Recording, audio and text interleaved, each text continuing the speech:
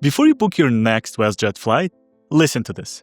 Because I just saved hundreds of dollars on my trip to Mexico using this one card. Free checked bags, priority seating without paying for seat selection, and a companion voucher that's already lined up to save me even more on my next vacation. If you fly WestJet even once a year, this might be the easiest travel win in Canada for you. So anyways, I just got back from vacation to Mexico a month ago or so, and the trip reminded me exactly why this card is worth talking about. The RBC WestJet World Elite Mastercard. This card often flies under the radar, especially for East Coast Canadians. But for people who actually fly WestJet, it can save hundreds of dollars a year. On my trip, for example, my checked bags were free. My partner and I somehow sat together without paying for the seats, which is not very common for those flights. And now I've got the annual companion voucher ready for our next gateway. Maybe somewhere in like Nova Scotia.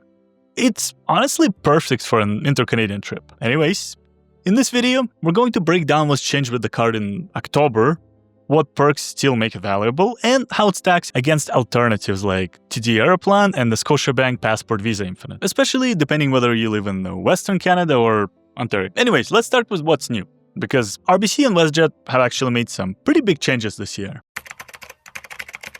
So beginning November 5th, 2025, the annual fee is going up slightly, from $119 to $139. Not ideal, but the earning structure is improving slightly, so I would say it balances out. Okay, I'm fine with that. You will now earn 2 WestJet points per $1 spent on WestJet flights and vacations, as well as groceries, gas and EV charging, and public transit. Everywhere else, you still earn 1.5 WestJet point per $1 spent. And speaking of points, as of spring 2025, I feel like that's important to note. WestJet dollars officially transitioned to WestJet points, and the math is pretty simple. 100 WestJet points is equal to $1 in travel value. You can now choose the traditional discounted companion fare, which in Canada, I think it's starting at $119 for Canada and US travel, which is pretty good.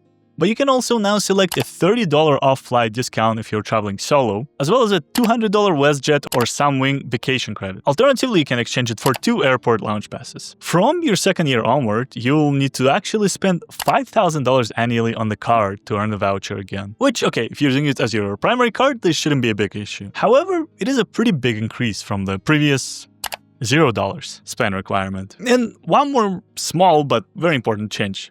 To get your free first checked bag, you now have to pay for the flight with your WestJet RBC card, not just any card. And you have to have WestJet rewards attached to the booking, which is standard. But overall, the card indeed got more flexible. However, personally, the $5,000 annual spend to get the voucher is rubbing me in the wrong way a little bit. I'm not too happy about that.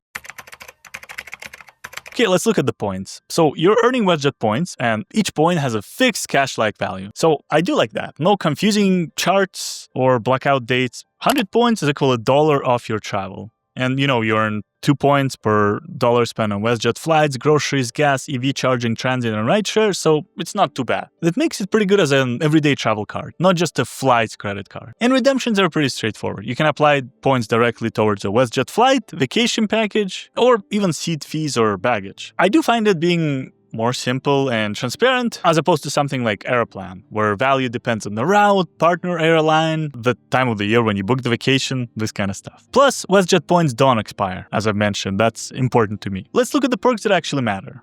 For me, firstly, it's the free checked bags, because you and up to 8 companions on the same booking get your first checked bag free. Round trip, that's about $70 a person, or per suitcase saved.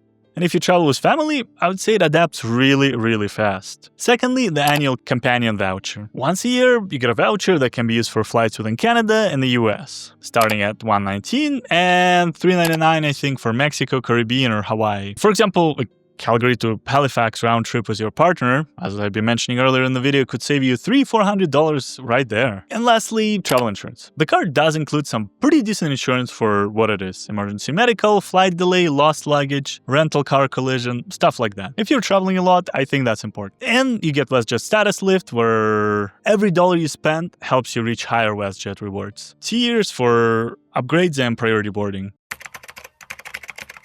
And let's talk about the sign-up perks, because right now RBC's welcome offer typically gives you around 250 to 350 WestJet points value after meeting the spending requirement. If you want to make the deal even better, Great Canadian Rebates is currently offering $75 cash back when you're approved using their link. I also made a video talking more in depth about the service, Great Canadian Rebates, which I'll leave the link in the description if you want to sign up for this card. I would say an easy way to knock down your first year cost or offset the part of that $139 of that new annual fee. Anyways, let's take a realistic, real-life example scenario. So you and your partner take one trip a year, maybe Calgary to Cancun just like I did.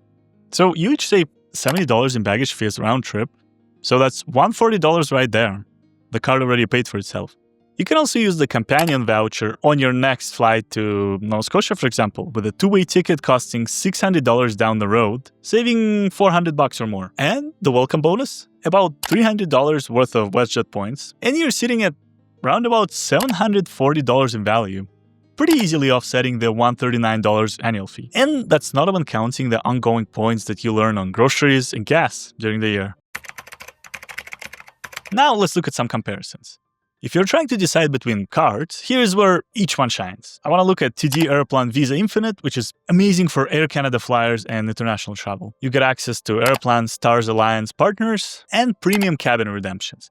But the system is complex. Prices fluctuate and you still pay foreign exchange fees. Scotiabank Passport Visa Infinite is one of my favorites. I would say it's more of an all-rounder. It gives you no foreign transaction fees, 6 lounge passes, and flexible SIM Plus points. That you can redeem on virtually any travel purchase. It's perfect if you fly multiple airlines and spend a lot abroad. Lastly, RBC WestJet World Elite is perfect if you fly WestJet even once or twice a year, especially from Western Canada. This card delivers the most direct value. Free bags, companion voucher, and fixed value points to make it predictable and easy booking your vacations. In Ontario or Atlantic Canada, WestJet's routes are more limited. I am aware of that, so you might get slightly less mileage out of this card. For Western flyers, on the other hand, it's easily one of the most practical travel cards out there. The question is it still worth it?